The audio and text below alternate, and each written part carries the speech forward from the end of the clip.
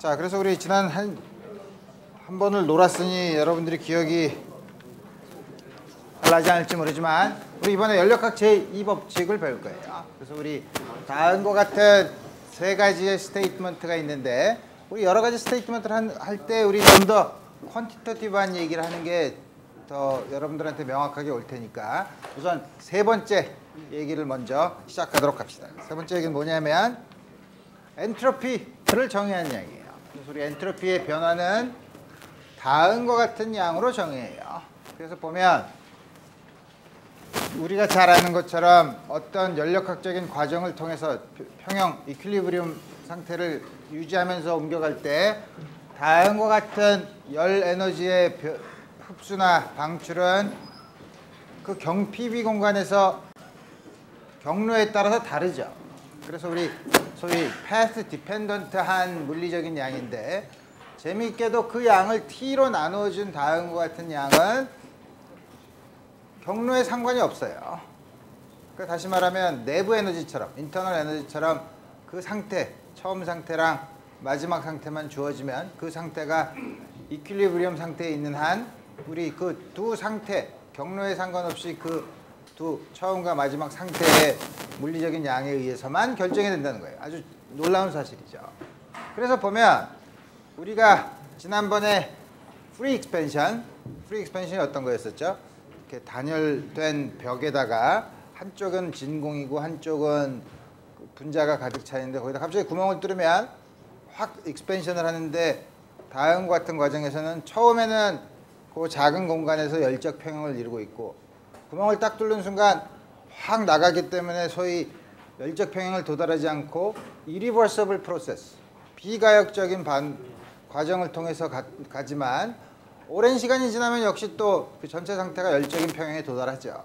그래서 보면 다음과 같은 프리 익스펜션은 처음 상태랑 마지막 상태는 열적 평형에 도달해 있지만 그 중간에는 열적 평형에 도달해 있지 않기 때문에 PV 공간에서 어떤 경로를 따라서 그릴 수가 없죠. 왜냐하면 경로 한 점마다가 뭐냐면 평형 상태, 열적 평형 상태를 얘기하는 거니까. 그래서 그런 경우에는 우리가 PV 공간에서 뭘 얘기를 할 수가 없어요. 하지만 뭐냐면 엔트로피의 변화는 처음 상태와 마지막 상태에 의해서만 결정이 된다고 하니까 처음 상태도 열적인 평형 상태, 마지막 상태도 열적인 평형 상태에 있으면 그 상태의 처음 상태와 마지막 상태에 도달할 수 있는 서멀 이퀄리브리움 프로세스를 골라서 그걸 계산을 하면 그럼 우리 계산을 할 수 있죠. 물론 프리 익스펜션과는 아주 다른 과정이에요. 아주 다른 과정이지만 우리가 어쨌든 첫 번째 처음 상태에서 마지막 상태로 가는 열적 평형 과정을 통해서 가는 과정을 택하면 그걸 택해서 엔트로피를 계산하면 프리 익스펜션을 한 것과 똑같은 엔트로피의 변화를 구할 수 있다는 거예요. 왜냐하면 엔트로피가 스테이트 펑션, 상태 함수이기 때문에 그래요. 그래서 뭐냐면 우리 지난번에 프리 익스펜션을 했을 때 뭐냐면 연력학 제1법칙을 따르면 델타 Q는 내부 에너지의 변화 더하기 한 역학적인 일인데 역학적인 일을 하나도 안 했죠. 그 다음에 내부 에너지의 변화, 열 에너지의 흡수가 없죠. 그래서 뭐냐면 내부 에너지의 변화가 없어요. 내부 에너지의 변화가 없다는 건 처음의 온도와 마지막의 온도가 같은 과정이죠. 그 중간에 어떻게 되는지 모르지만 그렇지만 그러면 열적 평형 상태를 거치면서 가는 것 중에서 처음 온도와 마지막 온도가 같은 과정 뭐가 있냐면 등온 과정이 있죠.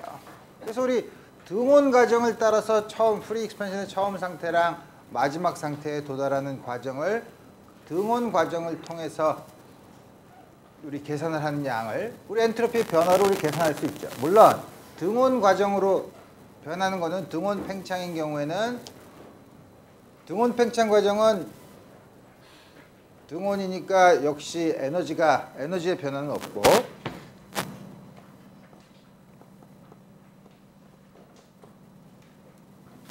한 일이 등온 팽창을 하면 한 이게 없으니까 한 일이 열 에너지를 흡수해서 일을 하게 되는데 이때는 열 에너지가 들어오죠. 그러니까 뭐냐면 실제로 일어난 프리 익스펜션과는 아주 다른 과정이에요. 그렇지만 프리 익스펜션과 아이소서멀 프로세스랑 유일한 공통점은 처음 상태랑 마지막 상태가 같다는 것뿐이에요. 그러니까 우리 아이디어가 좀 약간 개념이 좀 약간 복잡하긴 하지만 우리가 원하는 서멀 이퀄리브리움 프로세스로 바꿔서 우리 계산하면 엔트로피의 변화를 계산할 수 있다는 거죠. 그래서 우리 보면 다음과 같이 써서 T분의 DQ지만 등온 과정이면 T가 일정하니까 적분의 바깥으로 나올 수 있고, 그래서 그동안 다음과 같은 열 에너지죠. 근데 뭐냐면 이 열 에너지는 연력학 제1법칙에서 등온 과정일 경우에는 이게 0이니까 한 1이랑 같죠. 한 1은 dW는 pdV니까 여기 대신에 이거를 t분의 w로 쓰고 이건 t분의 1 인테그랄 pdv 이걸 하면 되죠. 근데 우리 여기서는 이상기체의 상태 방정식을 쓰면 pv는 nRT니까 요거를 t 역시 t가 또 일정하게 주어져 있으니까 요 양은 t분의 1 인테그랄 p 대신에 v분의 nRT dv vi서부터 vf까지. 그럼 t는 서로 상쇄가 되고 일정하니까 nr log vf 마이너스 vi 다음과 같이 주어지죠. 그래서 뭐냐면 프리 익스펜션을 했을 경우에는 그 중간에 연력학적인 과정, 서멀 이퀄리브리움을 통해서 가지는 않지만 그거랑 동등한 과정을 통해서 동등한 처음이랑 마지막 상태가 같은 이퀄리브리움 프로세스를 구하면 다음과 같이 프리 익스펜션에서 부피가 늘어났으면 요 값이 1보다 클 테고 1보다 큰 거의 로그는 양수죠. 그 엔트로피가 늘어난 거예요. 그러니까 우리 다음과 같이 계산을 할 수 있다는 거예요.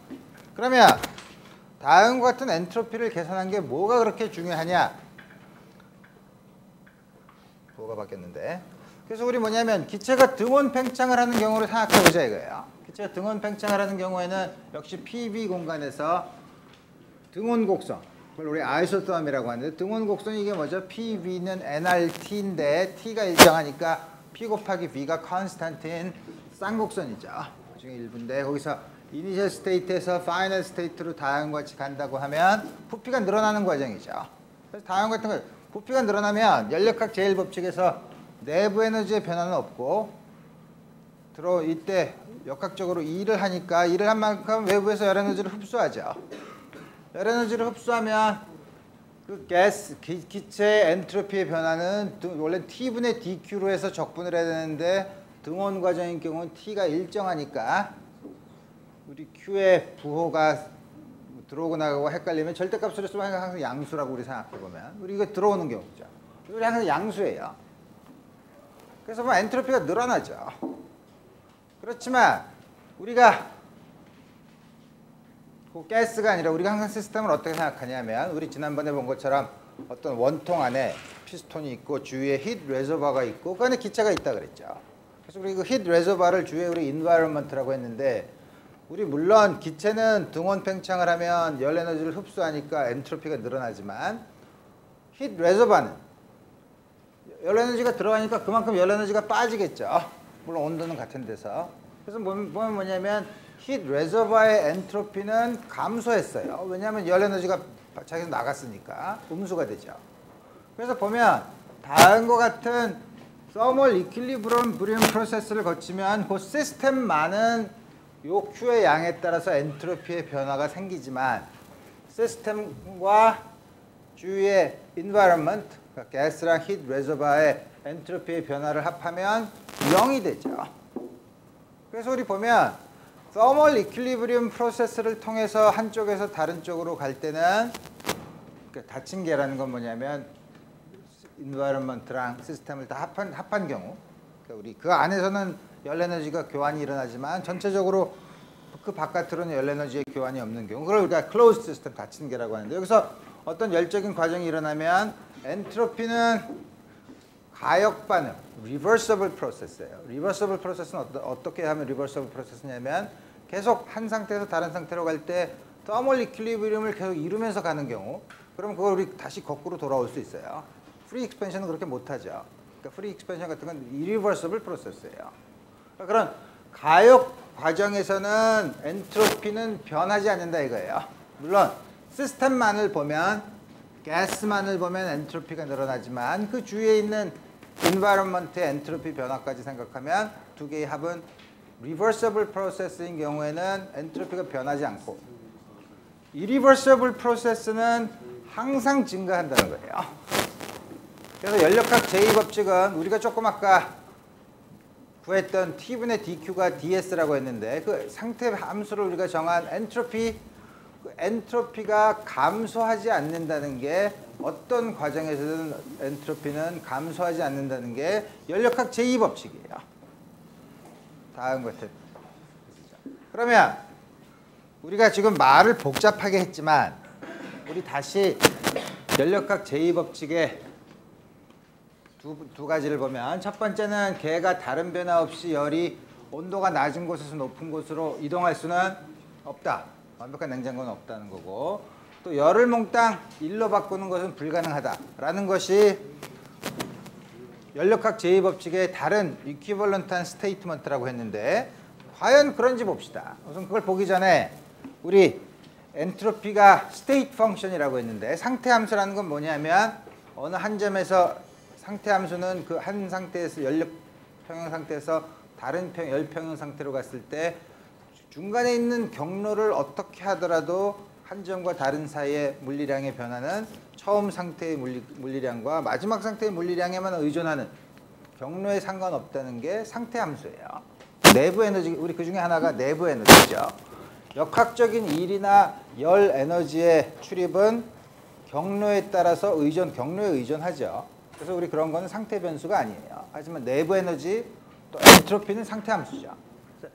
상태 함수를 계산을 해보면 리버서블 프로세스인 경우 아이디얼 가스를 가지고 우리 생각해 봅시다. 아이디얼 가스인 경우에는 연력학 제1법칙을 써요.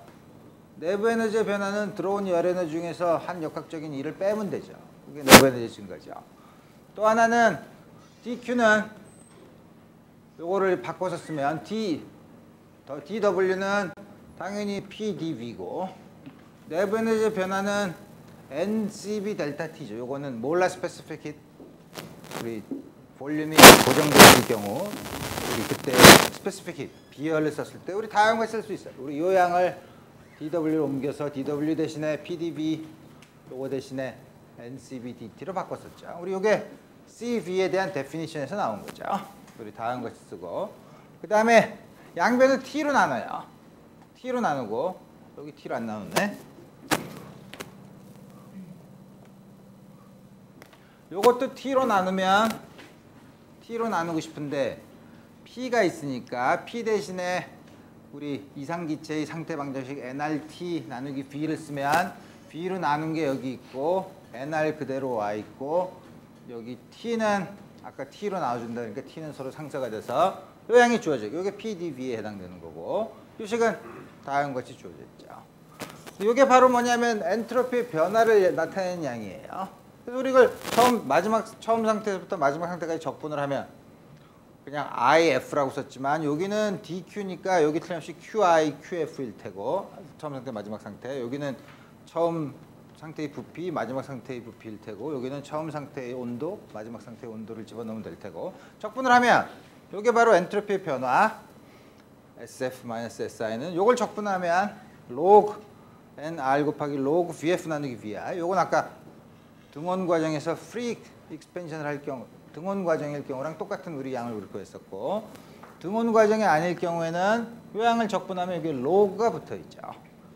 그래서 우리 보면 엔트로피 이상기체인 경우 아이디얼 가스인 경우 엔트로피의 변화는 다음과 같은 형태로 쓸 수 있어요. VI가 VF로 TI가 TF로 바뀌었을 때 엔트로피의 변화는 다음과 같이 주어진다 이거예요. 여기를 보면 마지막 결과를 보면 마지막 결과에는 경로에 의존하는 양은 하나도 없고 처음 상태의 볼륨, 마지막 상태의 볼륨, 처음 상태의 온도, 마지막 상태의 온도에만 의존을 하죠. 따라서 경로에 상관없다는 걸 알 수 있고 리버서블 프로세스인 경우 엔트로피의 변화는 처음 상태와 나중 상태의 부피와 온도에만 의존한다는 사실을 알죠. 요거는 물론 우리가 가지고 있는 시스템만의 엔트로피의 변화를 본 거죠. 그래서 우리 보면 다음과 같이 우리 상태 함수라는 걸 알았으니까 우리 여러 가지 예를 들어 볼 수 있어요. 우리 조금 아까 프리 익스펜션의 예를 들었지만 또 하나 얘는 여기 단열된 그림이 굉장히 복잡하지만 여러 가지 숫자가 주어져 있고 기본적인 아이디어는 뭐냐면 다음과 같이 단열된 벽이 있어요. 그 다음에 여기는 왼쪽에는 뜨거운 물체, 오랜 시간이 지나면 여기 뜨거운 온도 TIL로 주어져 있고 여기는 TIR로 온도가 주어지는 막대가 이렇게 덩어리가 있으면 그걸 탁 열고 여긴 진공이라고 생각하고 이걸 두 개를 붙여요. 뜨거운 막대, 뜨거운 벽돌과 차가운 벽돌을 딱 갖다 붙이면 이 사이에 열교환이 마구 일어나겠죠. 물론 다음과 같은 과정은 가역적인 반응, 리버서블 프로세스가 아니에요. 프리 익스펜션과 비슷하게 이리버서블 프로세스예요. 이리버서블 프로세스가 지나면 다음과 같은 경우에 처음 상태와 마지막 상태의 엔트로피의 변화가 뭐냐? 계산하기 어렵지만 우리 조금 아까 본 것처럼 이 상태를 천천히 변하는, 다시 말하면 서멀 이퀄리브리움에 도달하는, 똑같은 처음과 마지막에 똑같은 서멀 이퀄리브리움에 도달하는 리버서블 프로세스로 바꿔서 계산하면 엔트로피 변화를 계산하고 그게 이리버서블 프로세스의 엔트로피 변화랑 같다는 거죠. 왜냐하면 상태 함수니까 처음과 마지막 상태만 같으면. 그 리버서블 프로세스를 우리가 어떻게 생각을 하냐면 둘이 갖다 붙이면 마구 열 에너지가 교환이 되지만 우리 그렇게 하지 않고 여기서 이게 뜨거운 거면 뜨거운 거에다가 밑에다가 이거를 단열벽을 깨고 히트 레저버를 두고 여기다가도 히트 레저버를 둬요. 그 다음에 요건 어떻게 하냐면 요게 처음에 TIL인데 요거보다 조금 낮은 온도로 이걸 맞춰 놓으면 아주 천천히 열 에너지가 빠져나가면서, 다시 말하면 순간순간 계속 열적 평형에 도달하면서 열 에너지가 천천히 빠져나가죠. 그 다음에 여기는 이 온도보다 조금 더 높은 온도로 유지를 하면 온도가 조금 더 높은 온도가 될 때까지 계속 열 에너지가 이렇게 이쪽으로 흡수가 되죠. 이 과정을 점점 이건 온도를 낮추고 이건 점점 온도를 높여서 마지막 상태의 온도가 될 때까지로 맞추면 이거는 아주 천천히 열적 평형 상태에 도달하면서 천천히 온도가 내려가는 거고 열 에너지를 방출하고, 이건 반대로 천천히 열적 평형에 도달하면서 열 에너지를 흡수하는 경우죠. 이 경우는 열 에너지가 교환이 되는 게 열적 평형 상태에 계속 도달하면서 가는 과정이죠. 이 과정을 통해서 마지막 상태가 이 상태랑 똑같아진다고 하면 이 과정을 통해서 엔트로피의 변화를 구할 수 있다 이거예요. 그럼 왼쪽에서의 변화는 우리 걸 보기 위해서 우리 T분의 DQ를 계산해야 되죠. 근데 T도 변하고 DQ를 볼 수 있는데 DQ는 우리가 이 경우에 C가 스페시픽 히트, 단위 질량당의 비열이라고 하면 요거의 질량, 각각의 질량을 똑같은 질량 M이라고 하면 M 곱하기 스페시픽 히트 곱하기 DT 다음과 같이 주어지죠. 그래서 왼쪽 거는 SL이 T분의 DQ 여기다 T로 나눠주면 MC T분의 DT, 그래서 이거는 우리 쉽게 적분할 수 있죠. MC로 나오고 로그가 주어지고 마지막 거 처음 온도 다음과 같이 쓸 수 있죠. 왼쪽 것도 오른쪽 것도 마찬가지예요. 오른쪽 것도 똑같이 해주면 이거는 마지막 온도 처음 온도 다음과 같이 주어지죠. 그래서 시스템의 엔트로피의 변화는 이거 엔트로피의 변화에다 이거 엔트로피의 변화 더하면 되죠. 더하면 MC 똑같고 로그 더하면은 곱하면 되니까 아규먼트를 TF 스퀘어드 TIL TIR 다음과 같이 주어지죠. 그래서 우리 다음과 같이 리버서블 프로세스와 이리버서블 프로세스의 엔트로피의 변화는 처음 과정과 열 평형에 도달한 처음 과정과 마지막 과정이 마지막 상태가 똑같으면 엔트로피의 변화는 같다는 거예요. 그리고 이게 상태 함수라는 거를 우리 다시 한번 얘기할 수 있는 거죠. 그래서 우리 드디어 이제 뭐냐면 연력학 제2법칙을 기술하는 세 가지 동등한 스테이트먼트 중에 첫 번째, 우선 두 번째부터 할 텐데 첫 번째, 두 번째랑 엔트로피의 변화랑 엔트로피가 감소하지 않는다는 거랑 우리 그거를 살펴보면 그걸 보기 위해서 우선 엔진을 생각해 보면 돼요. 엔진이란 건 뭐냐면 우리가 PV 공간에서 계속 열적 평형에 도달하면서 처음 과정에서 어떤 과정을 거쳐서 다시 원래 상태로 돌아오는 경우, 우리 그런 경우를 우리가 순환 과정, 사이클릭 프로세스라고 했죠. 사이클릭 프로세스를 하는데 여기서 복잡하긴 그렇지만 다음과 같이 사이클릭 프로세스를 거치면 그동안 한 네트워크는 경로 PB 공간에서 다음과 같은 회곡선으로 둘러싸인 그 안에 면적과 같다 그랬죠. 거꾸로 돌면 뭐냐면 음의 일을 한 거니까 처음 내부 에너지 사이클릭 프로세스인 경우에는 처음과 마지막 상태가 같으니까 내부 에너지의 변화는 없고 연력학 제1법칙에 따르면 그동안 흡수하거나 방출한 열 에너지가 한 역학적인 일이 되는 거죠. 이렇게 돌아오면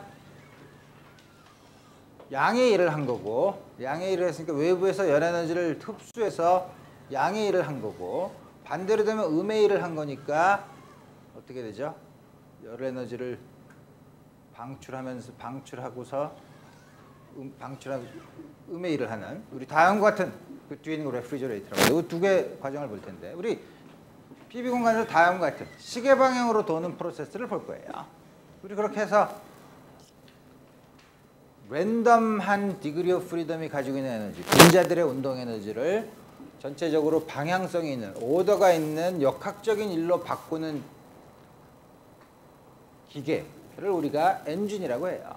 우리 그 엔진이 있는데 그 엔진을 만들 수 있는 방법은 여러 가지가 있어요. 그 중에서 프랑스의 카르노라는 사람이 처음에 생각했던 카르노 엔진은 뭐냐면 이상기체를 가지고 이 안에 작용물질이라는 게 머티리얼 뭐냐면 엔진에서 그 안에서 실제로 우리가 지난번에 봤던 것처럼 우리가 봤던 시스템의 기체 바깥에 히트 레저버 이렇게 봤을 때 그 안에는 시스템에 들어가 있는 기체를 이상기체로 쓰는 경우 이상기체를 쓴 다음에 다음과 같은 과정을 거치는 엔진을 카르노 엔진이라고 그래요. 프랑스 사람이니까 이 뒤에 발음을 T 발음 안 하죠. 카르노 엔진이라고 하는데 어떤 과정이냐면 두 개의 등원 과정과 두 개의 단열 과정을 통해서 가요. 뭐냐면 처음에 A서부터 시작하면 A에서 단열 등원 과정을 통해서 이렇게 가면 이거는 여러분들이 잘 아는 쌍곡선이죠. 다음과 같이 가면 내부 에너지는 변화하지 않고 틀림없이 팽창을 했으니까 역학적인 일을 했으니까 열 에너지가 들어오는 과정이죠. 들어왔다가 여기서 밑에 시스템에 단열판을 닫은 다음에 계속 팽창을 시켜요. 그럼 여러분들이 잘 아는 것처럼 다음과 같은 곡선을 따라서 움직이니까 훨씬 더 급한 이렇게 감소하고 이 안에서는 어떻게 되죠? 열 에너지의 교환이 없고 팽창을 하니까 내부 에너지를 감소시키면서 역학적인 일을 하는 거죠. 따라서 이건 더 온도가 낮아지죠. 여기까지 왔다가 다시 단열판을 떼고 여기서 다시 뭐냐면 이 온도에서 등온 과정을 거쳐서 압축을 시켜요. 압축시키면 음의 일을 하죠. 그러면 당연히 dQ는 여기서는 내부 에너지 변화가 없으니까 dQ는 마이너스 dW니까 dQ는 dW니까 음의 일을 하면 Q도 음수고 따라서 열 에너지가 방출되죠. 여기까지 왔을 때 다시 단열판을 넣고 단열 과정을 통해서 여기까지 이렇게 올라와요. 그리고 다음 같은 것에서 원래 과정으로 돌아오면 이런 좀 복잡한 과정을 거치지만 요 안에 있는 노란색으로 표시한 양이 뭐냐면 요 한 순환 과정 동안 한 역학적인 일이죠. 역학적인 일이고 틀림없이 여기서는 열 에너지를 흡수하고 여기서는 열 에너지를 방출했지만 틀림없이 역학적인 일을 했다면 흡수한 열 에너지가 방출한 열 에너지보다 커야 되겠죠. 그러니까 우리 다음과 같은 일이 벌어진다 이거예요. 그래서 우리 이걸 쉽게 그림으로 보면 여기는 이 등온 과정을 따라서 거칠 때는 우리 지난번에 봤던 원통 안에 피스톤도 있고 히트 레저버가 있을 경우 이 등온 과정을 거칠 때는 온도가 TH인 곳에 여러 히트 레저버에다가 계속 붙여놓고 과정을 보내는 거고 그 다음에 뭐냐면 TL인 곳에서의 등온 과정 그래서 우리 뭐냐면 여기서는 열 에너지의 교환이 없죠. 그래서 뭐냐면 높은 온도의 히트 소스에서 열 에너지를 받아서 낮은 온도의 히트 소스에 열 에너지를 방출하고 그 차이만큼을 역학적인 일을 한다는 거죠. 그래서 우리 다음과 같은 과정을 우리 볼 수 있어요. 우리 이 과정에서 앞으로 여러 가지를 물어볼 수 있어요. 이 과정이 왜 연력학 제2법칙이 얼마나 성립하는가 요 한 바퀴 돌았을 때 한 일이 얼마인가. 우리 이런 거 전부 다 물어볼 수 있어요. 그래서 우리 다음과 같은 과정을 보면 조금 아까 PB 공간에서도 봤지만 우리 이런 경우에는 TS 공간에서 봐도 여러 가지 공간에서 봐도 되죠. TS 공간에서 보면 조금 아까는 PB 공간에서는 여러분도 보기 싫은 굉장히 걱정스러운 이상한 모양이지만 이거를 TS 공간에서 보면 우리 이거를 증명할 수 있는 방법이 여러 가지가 있는데 하나는 엔트로피의 관점에서 볼 수 있고 뭐냐면 엔트로피의 관점에서 본다는 거는 항상 열적 평행에 도달하니까 엔트로피가 어떻게 변하든 원래 상태로 돌아오면 엔트로피 변화가 없다는 거죠. 우리 그 관점에서 볼 수 있고 하나는 우리 무식하게 등온 과정에서 흡수한 흡수한 열 에너지 단열 과정에서 흡수한 에너지 뭐죠? 온도의 변화. 우리 이런 걸 무식하게 계산할 수 있어요. 그 두 가지를 우리 다 볼 거예요. 첫 번째가 더 간단하니까 TS 공간에서 보면 TS 공간이니까 굉장히 여러분들이 헷갈리지만 뭐냐면 아까 A라는 곳에서 TH에서 등온 과정을 통해서 이렇게 가는데 열 에너지를 흡수하니까 당연히 엔트로피가 늘어나죠. 그러니까 엔트로피가 늘어났다가 단열 과정이면 어떻게 돼요? 엔트로피는 T분의 DQ인데 DQ가 0이니까 단열 과정에서는 엔트로피가 변하지 않아요. 그러니까 엔트로피는 일정한데 팽창을 계속하고 있으니까 온도가 떨어지고 왜냐하면 역학적인 일을 자연 내부 에너지를 줄여서 하니까 그랬다가 다시 여기서 이쪽으로 오는 경우에는 템퍼러처는 일정한 등온 과정을 거치는데 엔트로피는 열 에너지를 방출하니까 엔트로피가 줄어들고 그리고 다시 올라가죠. 그래서 보면 아주 간단한 직사각형이 되죠.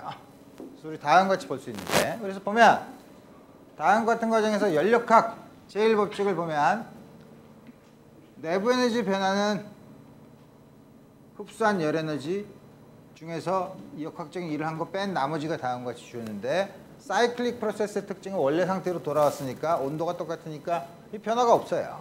자, 따라서 한 일은 역학적으로 한 일은 조금 아까 봤던 그 노란색으로 된 복잡하게 생긴 모양의 면적 그 양은 이거 변화인데 이 변화는 뭐냐면 들어온 양 우리 QL을 음수라고 쓰기로 했는데 우리 그런 거 하기 귀찮으니까 그냥 절대값으로 쓴 다음에 높은 온도에서 흡수한 열 에너지에서 낮은 온도에서 방출한 열 에너지 이걸 양의 크기만 보면 그걸 빼주면 이게 바로 이 차이가 히트 에너지의 넷 플로우고 그게 바로 한 역학적인 일이 되는 거죠. 그래서 엔트로피 변화는 뭐냐면 두 개의 단열 과정에서는 엔트로피의 변화가 없다 그랬죠. DQ가 0이니까. 그러니까 틀림없이 엔트로피의 변화는 이렇게 갔을 때랑 이렇게 갔을 때 엔트로피가 다를 거라 이거예요. 그러니까 엔트로피 변화는 다시 원래 상태로 돌아오면 상태 변수니까 그러면 0일 거라 이거예요. 0인데 처음에 여기서 가는 엔트로피의 변화는 T분의 DQ라고 해서 적분을 해야 되는데 이게 등온 과정이니까 T는 상수니까 적분 바깥으로 나갈 수 있죠. 그러니까 TH분의 열 QH죠. 이거 마찬가지로 낮은 온도에서 TL에서 가는 것도 등온 과정에서는 TL분의 QL인데 이게 빠지는 거니까 마이너스를 쓰는 거죠. 그래서 우리 다음과 같은 리버서블 프로세스에서 원래 상태로 돌아오면 엔트로피의 변화가 없다는 조건을 쓰면 다음과 같이 쓸 수 있어요. 그러면 우리 이 식을 보면 TH분의 QH는 TL분의 QL이죠. 근데 보면 TH가 TL보다 크죠. 높은 온도의 열원이니까. 그러니까 이게 더 크니까 QH가 QL보다 크죠. 다음과 같은 조건이 당연히 나오죠. 그래서 우리 다음과 같은 곳에 엔진인 경우에는 그 엔진이 얼마나 이피션트한가를 보여주는 게 열 효율, 엔진의 이피션시를 우리 얘기해요. 이피션시를 우리 어떻게 생각하냐면 왜 우리가 보통 엔진이나 난로를 떼거나 뭐 증기기관차나 뭐 별걸 할 때 뭐냐면 우리가 가열을 해서 엔진을 돌리면 우리가 집어넣은 열 에너지 중에서 얼만큼을 일을 하냐 하는 게 바로 효율이 되겠죠. 우리가 뭐냐면 집어넣은 열, 높은 온도 열원에서 집어넣은 열 에너지 중에 얼만큼이 역학적인 일을 할 수 있느냐 하는 요 양을 efficiency로 정의해요. 그러면 요 양은 카르노 엔진인 경우에는 당연히 W가 이렇게 주어진다고 했으니까 QH분의 QH-QL 약분이 돼서 1 마이너스 QH분의 QL인데 여기서 보면 QH분의 QL은 TH분의 TL로 쓸 수 있죠. 서로 비례하는 양이니까. 다음과 쓸 수 있다 이거예요. 그래서 뭐냐면 효율, 카르노 엔진의 효율은 다음과 같이 주어져요. 다음과 같이 주어진다는 건 뭐냐면 이게 요 양이 0이 될 수 없어요. 그죠? 이 양이 0이 되려면 이게 절대 온도가 있을 때 이외에는 불가능하죠. 근데 절대 온도까지 우리 못 내리니까 우리 보통 하는 거는 뭐냐면 다음과 같은 양 때문에 항상 효율은 1이 될 수 없어요. 다시 말하면 들어온 열 에너지 중에 적어도 일부는 내보내야만 된다는 거죠. 연력학 제2법칙 중에 두 번째 게 아까 뭐였죠? 개의 다른 변화 없이, 개의 다른 변화가 없다는 게 뭐죠? 순환 과정인 처음 상태에서 다시 원래 상태로 돌아왔으니까 개의 변화는 없죠. 아까 연력학 제2법칙에서 개의 다른 변화가 없다는 건 뭐냐면 원래 처음 상태에 있다가 다시 마지막 상태에 돌아왔을 때를 얘기해요. 개가 변화한 게 없죠. 물론 그 사이에 경로로 여러 가지 과정을 거쳤지만 다시 비교할 마지막 상태는 변화가 없을 경우에 열을 전부 1로 바꾸는 거는 불가능하다는 거예요.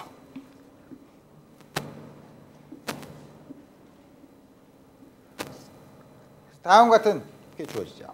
그래서 우리 뭐냐면 항상 그 엔진의 효율은 1보다 작다는 거예요. 항상 모든 들어온 열을 전부 다 이게 다시 말하면 이쪽으로 방출되는 열 에너지가 없이 여기서 전부 다 이걸 1로 보내는 다음 같은 과정은 불가능하다는 거예요. 그게 왜 불가능한가 하는 거는 우리 엔트로피가 변화하지 않기 때문에 그렇고, 그다음에 두 번째는 그럼 우리가 무식하게 계산을 해보면 우리가 넓이를 계산해 봅니다. 그럼 우리 뭐냐면 등온 과정인 경우 A에서 높은 온도 TH에서 A에서 B까지 갔을 때 들어온 열 에너지의 크기는 한 1과 같죠. 내부 에너지 변화가 없으니까. 근데 우리 한 1은 아까 어디 어떻게 구했었죠? P 곱하기 dV. PV는 nRT니까 V분의 nRT가 주어져 있고, 근데 T가 상수가 일정한 거고, 그러면 V분의 dV를 적분하면 여기가 VB, 여기가 VA면은 한 1은 그때 흡수한 열 에너지랑 같고 그 양은 다음과 같이 주어져요. 여기서 방출된 열은 물론 그 크기만 보면 nRT 여기서 이렇게 주어지고, 사실 이쪽으로 하니까 부호가 반해서 음의 1이 돼야 되지만 우리 크기만 보면 앞에 있던 거랑 똑같이 뭐냐면 요거는 nRT T VC 나누기 VD, VC 나누기 VD로 주어지죠. 이게 음수냐 양수냐 하는 거는 이게 부피가 이게 더 큰 거니까 양수가 되는 걸 알 수 있죠. 그래서 뭐냐면 QH를 QL로 나눈 양은 요걸로 나누면 NR은 전부 다 사라지고 TH 나누기 TL 다음과 같은 복잡한 팩터가 붙어요. 우리 아까 보면 엔트로피의 변화가 0이라는 조건에서는 요게 1이어야 됐었죠. 왜냐하면 TH분의 QH가 TL분의 QL이었으니까. 근데 여기 1이 되냐 보면 그렇다 이거예요. A와 B 사이는 그렇고 단열 과정인 경우에는 P 곱하기 V의 감마승이 1이니까 이게 컨스탄트니까 우리 이상기체의 상태 방정식을 쓰면 P가 없는 걸로, 그럼 이 P가 PV는 nRT니까 B분의 T에 비례하는 양이니까 T V의 감마 마이너스 1이 여기 있잖아요. 그래서 뭐냐면 여기 단열 과정이 여기니까 여기서는 TB, TH, VB의 감마 마이너스 1승, 여기랑 여기서 TL, VC의 감마 마이너스 1승이 같고 또 여기서 보면 이게 단열 과정이니까 여기 TH, VA, TL, VD 다음과 같은 요 과정에서 요 점과 요 점에서 요양이 같고 요 단열 과정에서는 물론 값은 그 과정에서 다르지만 요 한 과정에서 여기서 항상 일정한 거니까 요게 같고 요게 같죠. 그래서 보면 이식을 이식으로 나눠줘요. 이식을 이식으로 나눠주면 여기선 TH는 서로 상쇄되고 TL도 서로 상쇄되죠. 요식을 요식으로 나눠주면 어떤 게 주어지냐면 VB 나누기 VA의 감마 마이너스 1승이 어떻게 되는 거야? VC VD의 감마 마이너스 1승. 그래서 감마 마이너스 1승을 빼면 VA분의 VB는 VD분의 VC죠. 그래서 보면 VA분의 VB가 여기 있고 VD분의 VC가 여기 있죠. 로그를 취하면 이 두 개가 같아요. 원래 이게 같으면 로그를 취해도 같죠. 이게 1이에요. 우리가 무식하게 이상기체의 상태 방정식을 써서 우리가 들어온 열 에너지를 우리 계산한 거죠. 그래서 우리 뭐냐면 역시 마찬가지로 다음과 같은 값을 얻을 수 있다는 거예요. 오케이. 그러면 카르노 엔진 말고 그 엔진만 있냐? 그렇지 않죠. 우리 사이클릭 프로세스를 거치는 과정들은 우리가 무수히 많은 경로를 볼 수 있는데 그 카르노 엔진과 또 하나는 뭐냐면 스털링 엔진이라고 있어요. 또 뭐 스털링이라는 게 사람 이름이냐? 이건 어떤 과정이냐면 등원 과정. 요건 뭐죠? 이게 무슨 과정이야? 부피가 일정하죠. 컨스턴트 볼륨 프로세스예요. 여기서 이렇게 등원 과정, 컨스턴트 볼륨, 다시 등원 과정, 컨스턴트 볼륨 다음과 같이 해도 우리 다음 그러니까 요 둘러싼 노란 부분의 면적이 바로 한 1이죠. 이때는 좀 곤란한 게 뭐냐면 이때 당연히 아까 본 것처럼 열 에너지가 들어오고 여기서 열 에너지가 방출되지만 요 경우는 컨스턴트 볼륨 프로세스에서는 우리 연력학 제일 법칙을 쓰면 한 일이 없죠. 그러니까 한 일이 없으면 어떻게 되나? dq는 내부 에너지의 변화가 되죠. 그렇죠? 그래서 여기서 보면 여기서 온도가 떨어지면 당연히 열 에너지가 나가야 되죠. 열 에너지가 나간 만큼 온도가 떨어지는 거죠. 여기서 열 에너지가 나가요. 여기서 열 에너지가 들어오죠. 그래서 우리 아까 카르노 엔진인 경우에는 여기를 단열 과정으로 생각했기 때문에 여기 들어오는 열의 출입이 없지만 다음 같은 경우는 열의 출입이 더 있어요. 이게 Q라고 똑같이 썼지만 그냥 열 에너지가 들어온다는 얘기지 똑같은 양은 아니에요. 그래서 우리 다음 것이 쓰면 좀 더 복잡하긴 하지만 역시 여기서 똑같은 아이디어를 쓸 수 있어요. 뭐냐면 원래 상태로 돌아왔으니까 들어온 열 에너지에서 나간 열 에너지를 뺀 양이 이 한 역학적인 1이 되는 경우죠. 이 경우도 우리 물론 효율을 계산할 수 있지만 우리 기본적인 아이디어는 똑같고 이 계산이 좀 더 복잡하니까 우리 이거는 아이디어만 얘기하고 더 이상 계산하지 않겠어요. 그 다음에 레프리저레이터. 이건 아까 순환 과정을 시계 방향으로 PV 공간에서 돌았는데 우리 이번에는 반대로 하는 거예요. 그러니까 순환 과정에서 아까는 이렇게 돌아왔지만 우리 이번에는 이렇게 하는 거죠.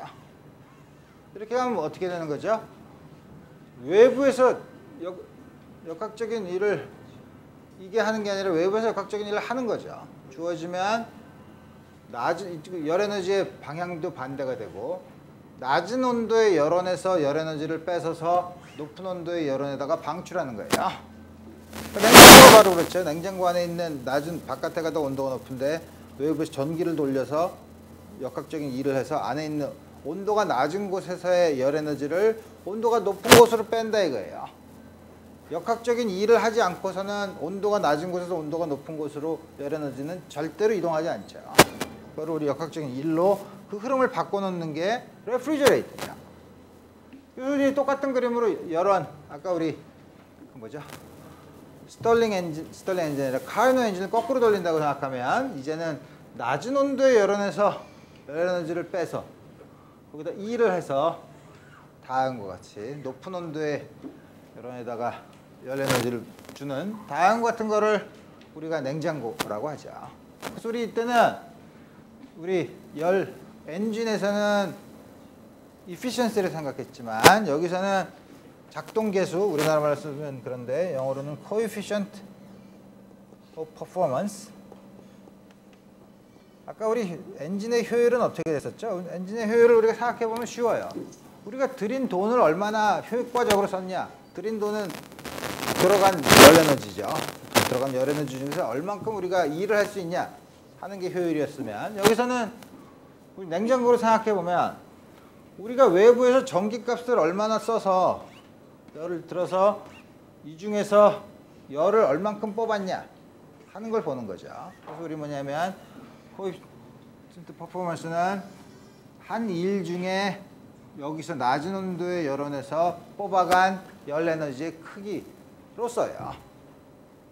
물론 이게 점점 점점 좋은 냉장고는 뭐냐면 들어간 일은 조금인데 낮은 온도에서 빠져나가는 열 에너지가 크면 클수록 더 이 코에피시언트 퍼포먼스 팩터 K가 큰 거죠. 클수록 좋은 거죠. 효율과 마찬가지로. 다음과 같이 주어져 있는데 우리 보통 냉장고는 이 K 그 퍼포먼스 팩터가 한 1에서 2 사이가 정도 되고, 에어컨디셔너 한 6에서 7 정도 돼요. 좀 더. 뭐 냉동기도 그렇죠.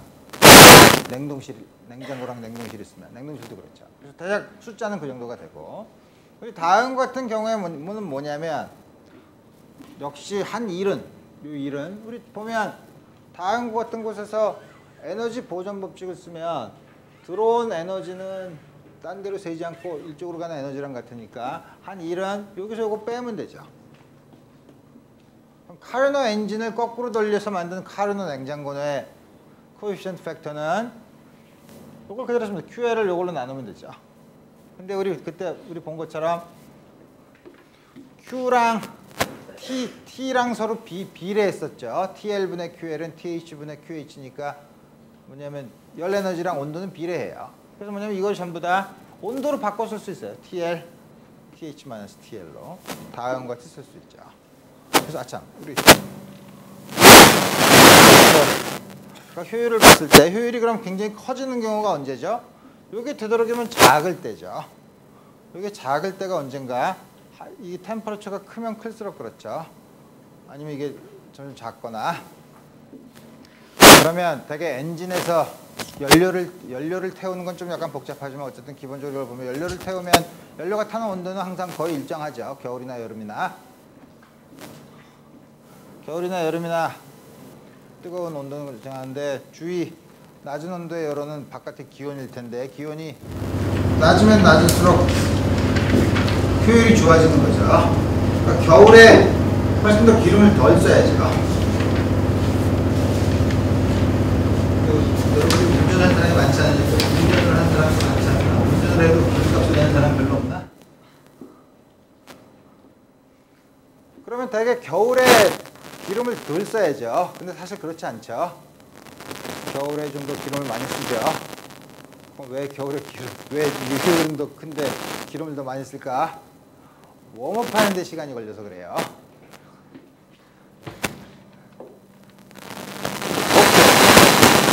그래서 보면 우리 영구 냉동기 아까 말한 것처럼 뭐냐면 외부에서 일을 하지 않고 여기서 일로 이렇게 올리는 거, 이러면 제일 좋죠. 이러면 뭐가 좋나? 너무 더워. 우린 너무 더운데 동해 바다에 밑에 심해를 들어가면 온도가 낮아. 그러면 거기서 우리 온도가 낮은 곳에서 온도가 높은 곳, 이게 얘가 이상해지는데? 우리가 냉방기인데 바깥이 온도가 더 낮아. 그러면 우리 거에서 에너지를 끄집어내서 바깥으로 자꾸 내보내면 우리는 점점 한쪽이 한쪽은 점점 더 온도가 내려가고 한쪽은 점점 더 온도가 올라가는 우리 그런 경우는 외부에서 일을 하지 않고는 불가능한데 그래서 외부에서 일을 하지 않고 낮은 온도에 열어놔서 열 에너지를 높은 온도에 열어놓으 이렇게 가는 경우 이건 불가능하다 이거예요. 왜 불가능하냐면 이 경우에 엔트로피의 변화를 보면 된다 이거예요. 엔트로피의 변화는 뭐냐면 우리 시스템까지 다 생각해야 되죠. 그러면 우리 이걸 보면 낮은 온도에 이렇게 Q만큼 갔을 때 여기에서 엔트로피의 변화 이게 나갔죠. T분의 dQ인데 TL분의 Q에 마이너스를 붙여야 되죠. 여기는 들어왔으니까 엔트로피가 늘어나서 TH분의 Q죠. 두 개를 보면 TL이 TH보다 작죠. 그러니까 이게 더 크기가 크죠. 앞에 부호가 반대로 이게 음수예요. 다음과 같이 외부에서 일을 하지 않고 낮은 온도에서 열 에너지를 뽑아서 높은 에너지를 보내면 시스템의 엔트로피가 늘어나요. 줄어들어요. 이런 일 세상에서 안 일어난다는 거죠. 우리 보면 냉장고에서 다음과 같은 일이 안 일어난다는 게 뭐더라? 연력각 제2법칙. 그걸 어긋난다는 거를 우리 알 수 있어요. 그러면 우리 이제 연구기관이라는 게 뭐냐면 외부에서 에너지의 공급 없이 계속 더 일을 할 수 있다는 건데 여러분들이 연구기관 얘기할 때 세상에 나온 여러 가지 사기 비디오들이 많이 있는데 어떤 거 보면 어떤 바퀴를 돌린 다음에 계속 영원히 돌아간다고 하면 그게 연구기관이냐? 그건 아니에요. 그건 마찰을 줄인 거죠. 그게 무슨 연구기관이에요? 연구기관은 그렇게 돌아가는 데서 외부의 역학적인 일을 해도 계속 똑같이 돌아야죠. 소위 로드가 걸렸을 때 이게 계속 영원히 바깥으로 양의 일을 해줄 수 있느냐 하는 게 연구기관을 보는 거죠. 그래서 우리 엔진 같은 것도 연구기관이라는 게 뭐냐면 그러면은 우리 어떻게 하면 되냐면 우리 바닷물이 굉장히 큰데 바닷물의 열 용량을 보면 열 에너지를 보면 비열이 C라고 하면 CMT인데 온도 T가 있고 질량이 무지 크죠. 그러니까 우리 바다의 열 에너지는 무한히 많이 있죠. 굉장히 많이 있죠. 뭐 무한히 많지는 않지만 그럼 여기서 에너지를 뽑아서 일을 해요. 에너지를 뽑아서 일을 하면 그러면 에너지 보존 법칙엔 전혀 어긋나지 않죠. 왜냐하면 바닷물에 있는 열 에너지를 뽑아서 역학적인 일로 하는 거니까 아무 상관이 없지만 그 경우에는 그 시스템의 엔트로피의 변화를 보면 마지막 상태에서는 전부 다 열로 일을 했으니까 엔트로피라는 건 생각할 필요가 없고 처음에 그러면 바닷물에서는 뭐냐면 T분의 Q인데 Q가 자꾸 나가면 바닷물의 엔트로피는 자꾸 줄어들죠.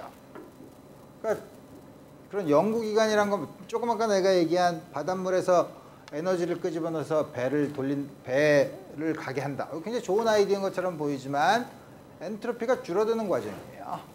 그러니까 우리 그런 연구기관은 존재할 수 없다는 거죠. 그래서 요새 사람들은 연구기관에 대한 사기가 워낙 그동안 많았었기 때문에 웬만해서는 연구기관을 만들었다 그러면 대개 사기꾼, 여러분들조차도 사기꾼 취급을 해요. 우리 말을 안 듣죠. 물론 요새도 가끔 내가 연구기관을 만들었는데 교수님의 조언을 듣고 싶다고 하는 전화가 몇 번 오긴 하지만 되게 그럴 때 요새는 말조심을 하지 않으면 와서 이럴 수 있으니까 잘 타일리지만 그거보다 좀 더 지능적인 사기꾼은 뭐냐 하면 그러니까 사람들을 현혹시키는 좋은 방법이 있어요. 내가 만든 엔진이 있는데 우리가 잘 아는 것처럼 카르노 엔진이라고 굉장히 우수한 엔진이 있는데 내가 만든 엔진은 카르노 엔진의 효율보다 더 높은 엔진을 만들었다. 그러면 이게 사기인지 아닌지가 헷갈리죠. 연구기관은 사기인 거 틀림없는데 카르노 엔진보다 그러니까 엔진의 효율이 더 높은 걸 만들었다. 그럴 수도 있겠네.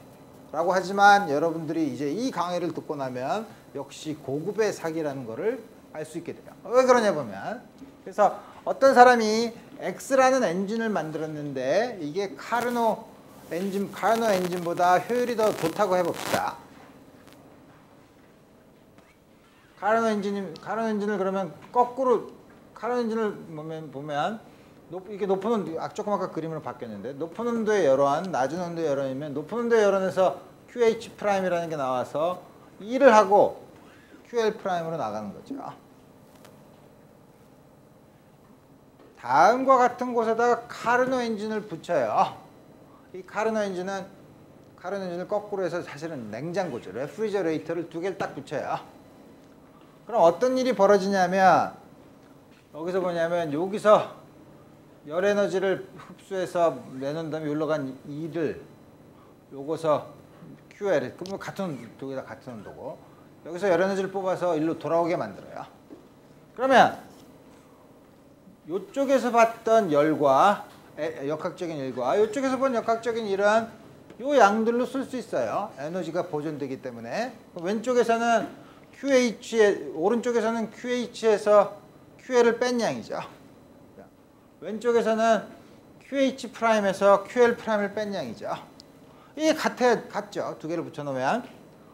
그러면 요거를 이쪽으로 이렇게 넘기면 QH 마이너스 QH 프라임은 QL 마이너스 QL 프라임이에요.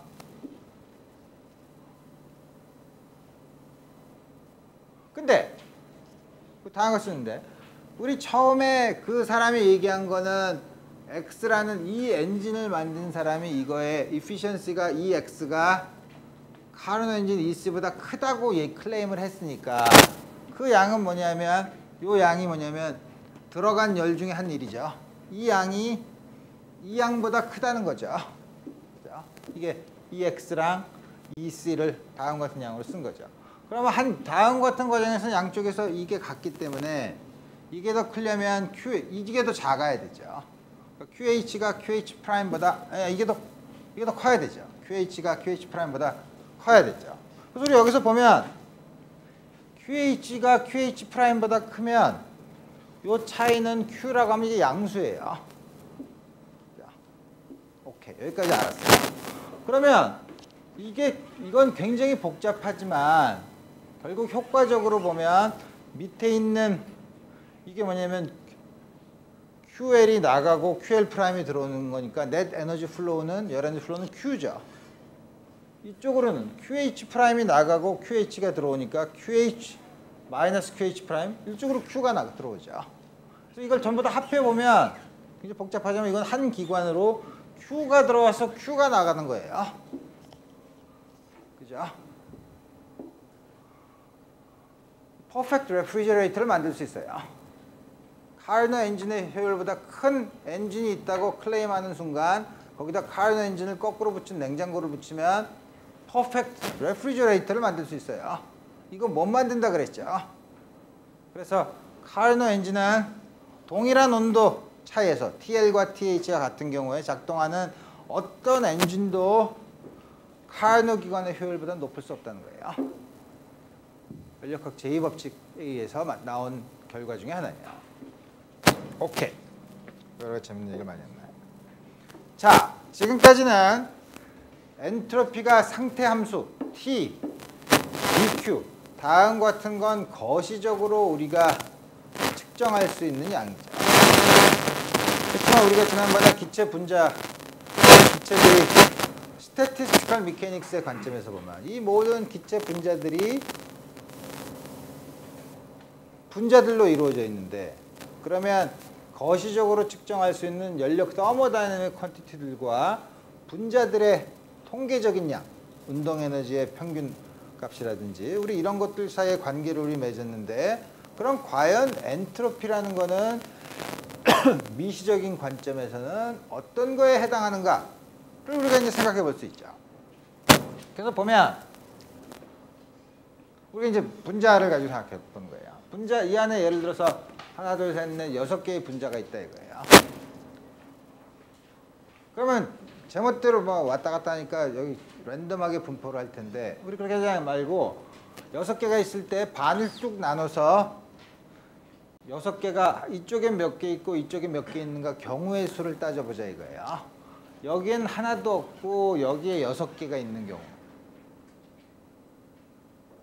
혹은 여기 하나 있고 5개가 있는 경우 2개 있고 4개 있는 경우. 그럴 때 우리 경우의 수 우리 다 생각할 수 있죠. 경우의 수는 다음과 같은 전체가 n이라고 하면, 그 다음에 이쪽에 있는 게 n1, n2개라고 하면 다음과 같은 경우의 수를 가지죠.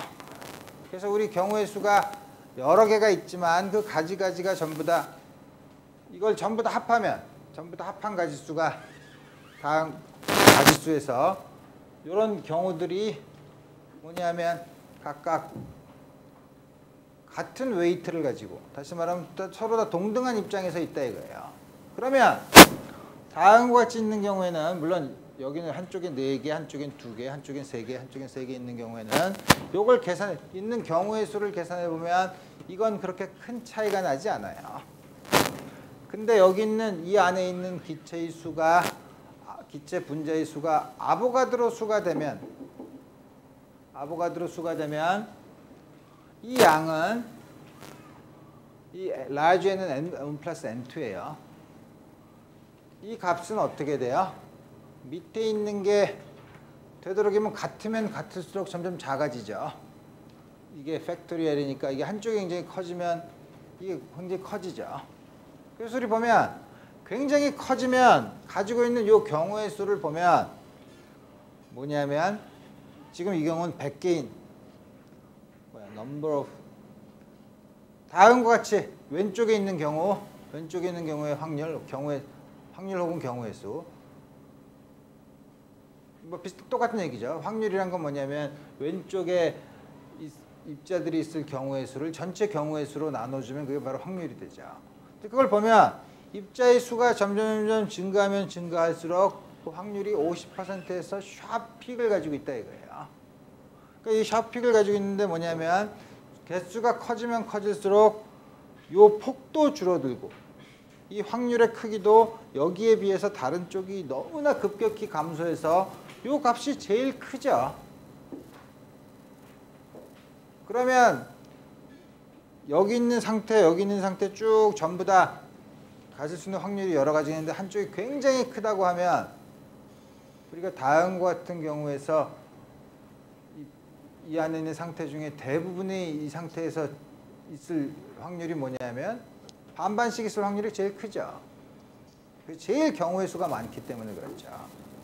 그래서 입자 수가 많으면 여러 가지 경우의 수가 있지만 제일 있을 경우의 수가 많은 쪽이 제일 많겠지, 통계적으로. 그래서 뭐냐면 제일 경우의 수가 많은 쪽, 그러니까 경우의 수가 많은 게 그 상태에 있을 가능성이 많다는 거죠. 그래서 우리가 엔트로피를 어떻게 정의하냐면 미시적으로는 그 경우의 수가에다가 로그를 취한 양으로 결정을 해요. 근데 엔트로피가 단위가 뭐죠? 엔트로피가 우리 델타 S가 T분의 델타 Q인데 이게 줄이고 이게 템퍼러처니까 템퍼러처면 에너지는 우리 지난번에 본 것처럼 기체 분자 운동론에서 이퀴파티션 세어렘을 보면 디그리 오브 프리덤당 에너지가 2분의 KT라고 했으니까 KT가 에너지의 단위죠. 그러니까 KT를 T로 나눈 양이니까 엔트로피는 K에 비례한 양이에요. 볼츠만 컨스탄트에 비례한 양이에요. 경우의 수는 차원이 없는 양이죠. 그래서 우리 엔트로피를 다음과 같이 정의하면 연력학적인 과정의 엔트로피를 잘 설명할 수 있다 이거예요. 다음 같은 걸 처음 쓴 사람이 볼츠만인가? 딴 사람인가? 그래서 그 사람 묘비명은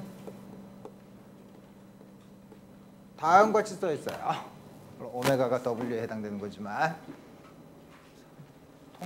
통계물리학자 다운 묘비명이죠. 그래서 뭐냐면 엔트로피라는 게 뭐냐 하면 엔트로피가 연력학 제곱식에서 줄어들지 않는다 그랬죠. 엔트로피라는 건 뭔지 있을 만한 경우의 수예요. 엔트로피가 줄어든다는 건 예를 들면 우리 세숫대 안에 물을 넣어놓고 잉크방울을 뚝 떨어뜨리면 잉크방울이 한 군데 모여있을 경우의 수랑 전체 물에 퍼져 있을 경우의 수랑 생각해 보면 전체 퍼져 있을 경우의 수가 훨씬 많죠. 부피에 비례할 테니까 있는 경우의 수는. 따라서 이 잉크 분자들은 오랜 시간이 지나면 가장 경우의 수가 많은 쪽으로 가요. 다시 말하면 엔트로피가 증가하는 쪽으로 가죠. 그러니까 이 세상의 모든 물체는 되도록이면 모든 그 과정은 엔트로피가 증가하는, 다시 말하면 경우의 수가 굉장히 많은 쪽으로 가려고 한다는 거죠. 그게 바로 이 연력학 제2법칙을 설명하는 미시적인 방법이에요. 그래서 우리 지금까지 생각해보면 모든 에너지나 운동량이나 우리 이런 것 같은 여러 가지 보존 법칙은 다 성립하는데 우리 세상에서 일어나지 않는 일들, 그게 조금 아까 말한 것처럼 좀 더 랜덤해져서 있을 수 있는 경우의 수가 많은 쪽으로 가는 게 아니라 점점 더 무질서한 게 질서 있는 쪽으로 가려고 하는 현상을 보면 우리가 굉장히 일어나지 않는다고 생각하는 거죠. 뭐냐면 엔트로피가 줄어드는 거죠. 뭐 쉽게 얘기하면 여러분들 방에서 오랜 시간 지나고 나면 깨끗하게 정리된 방도 점점 어지러워지죠. 어지러워져 있는 게 좀 더 엔트로피가 커지죠. 그래서 우리 청소하는 게 뭐냐면 엔트로피를 줄이는 과정이에요.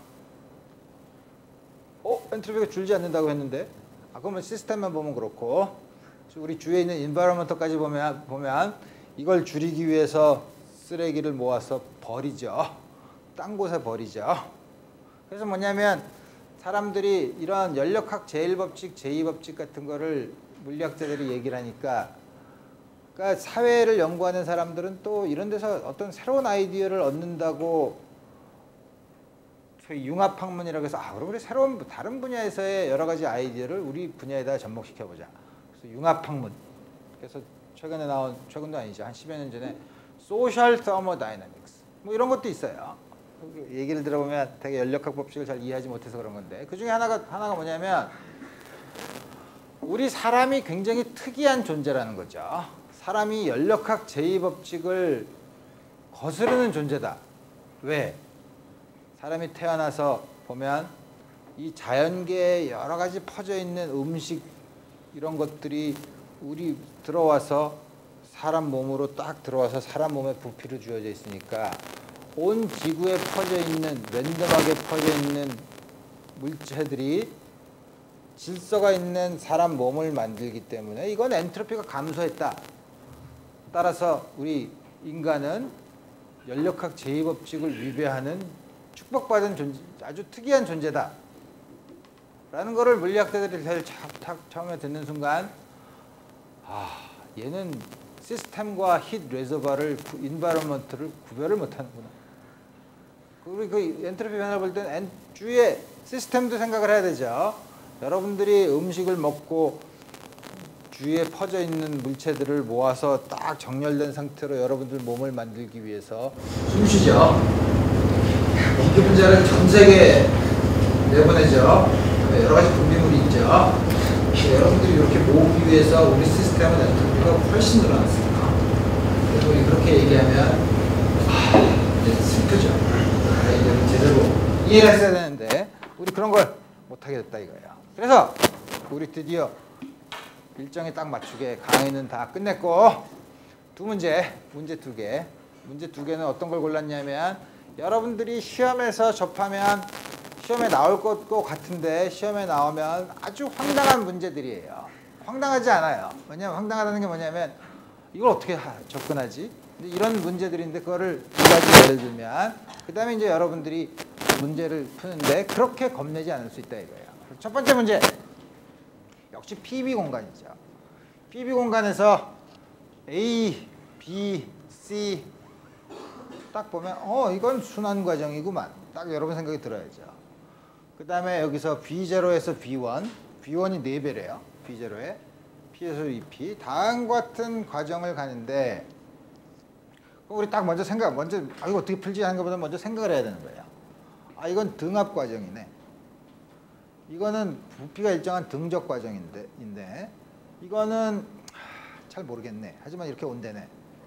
그 다음에 PB 공간에서 이렇게 경로를 그렸으니 순간순간마다 열적 평형 과정을 통해서 움직이고 있는 가역 과정이네. 이걸 딱 이제 먼저 머릿속에 넣고, 자, W를 P0, B0로 나눈 거를 A에서 B로 가고 B에서 C로 가는 동안 한 역학적인 일을 P0, B0로 나눈 양을 구해라.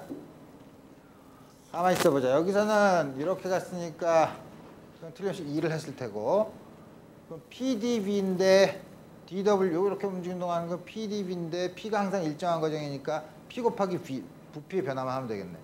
요거는 부피가 늘어나지 않으니까 역학적인 일을 전혀 하지 않죠. 부피의 변화가 없으니까. 아하! 요거에서 한 1만 구하면 되죠. 그래서 한 1은 PDB인데 이거는 등합 과정이니까 P0 부피의 변화 V1 마이너스 V0. 근데 V1이 4배의 V0라니까 3배의 P0 V0. 따라서 W P0 V0는 3. 쉽게 구할 수 있죠.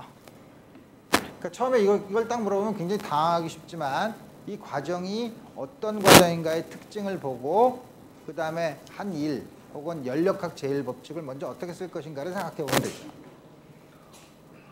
그 다음에 B에서 C로 갈 때 내부 에너지의 변화를 이걸로 나누래. B에서 C로 가는 게 등적 과정 아니야. P가 일정하니까 연력학 제1법칙을 쓰면 역학적인 일을 하지 않으니까 델타 Q는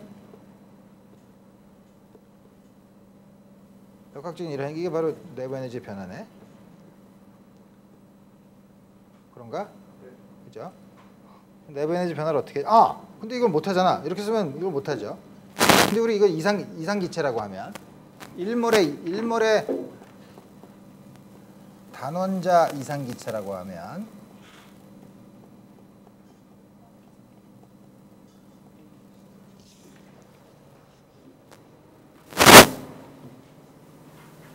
뭐 1몰이라고 할 필요 없지.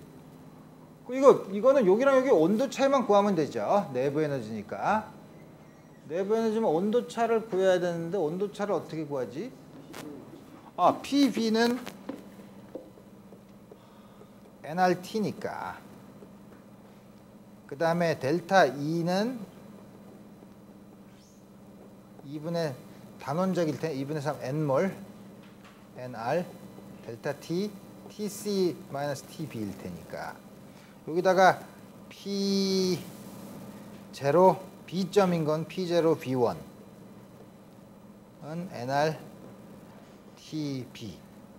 C점에서는 2배의 P0 B1은 NR TC. 그러니까 이거는 2분의 3에다가 NRTC에서 TB를 빼면 P0 B1이죠. NR이 빠졌나? 근데 B1이 뭐죠? 4배 B0죠. 이거는 6배의 P0 B0 NR이네. NR이 없지. 괜히 썼지. 어찌 이상하다고 했어. 그러면 델타 E가 6배 P0 B0죠. 그리고 다음과 같이 우리 쉽게 쓸 수 있고. 엔트로피의 변화는 B에서 C까지 엔트로피의 변화는 어떻게 구하지?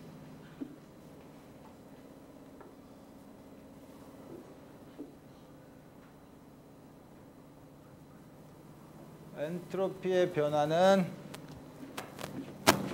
B에서 C까지는 어떻게 구할까? T분의 델타 Q인데, 근데 DQ인데, 근데 T가 변하잖아. 그죠? 근데 DQ는 D2랑 같네. 왜냐하면 우리 요건 여기서 등적 과정이니까 역학적인 일을 하지 않죠. 그죠? 근데 여기서 D2는 2분의 3 NR DT네. T죠. 그러니까 델타 S는 2분의 3 NR 로그 B부터 T니까 TC 나누기 TB. 요식에서 요식을 나눠주면 TC 나누기 TB는 요식에서 보면 2분의 1인가? 아니 TC는 2인가? 2죠. 이게 2분의 3 NR 로그 2. 다음과 같이 구할 수 있죠.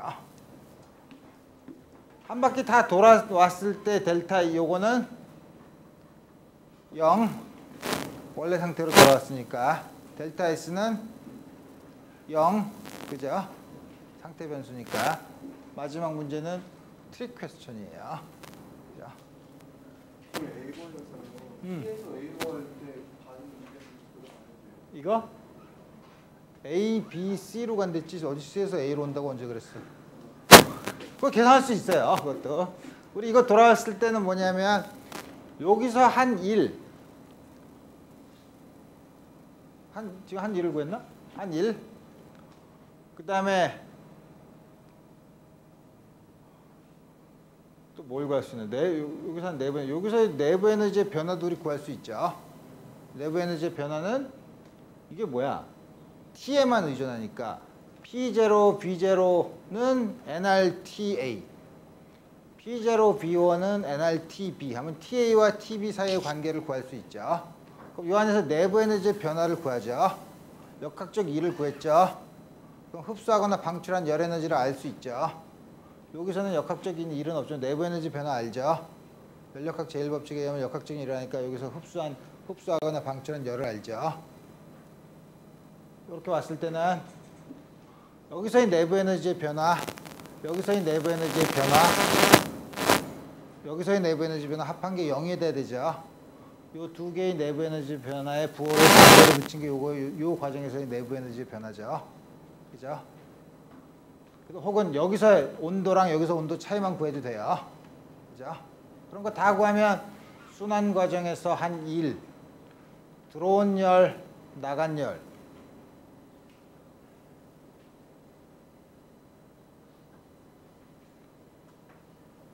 한 2를 다 아나? 내부 에너지는 알고 한 1은 이건 알고 이건 모르겠네. 한번 잘 봅시다. 이거 여기서 이거 한 1 알죠? 들어온 열 에너지 알죠? 여기서 한 1 알고 여기서 들어온 열 에너지 계산할 수 있죠? 열 에너지 계산할 수 있나? 왜냐하면 내부 에너지 변화를 계산할 수 있으니까. 여기서 다 알죠? 여기서는 W는 0이야. 델타 E 알아. 따라서 Q도 알아. 그죠?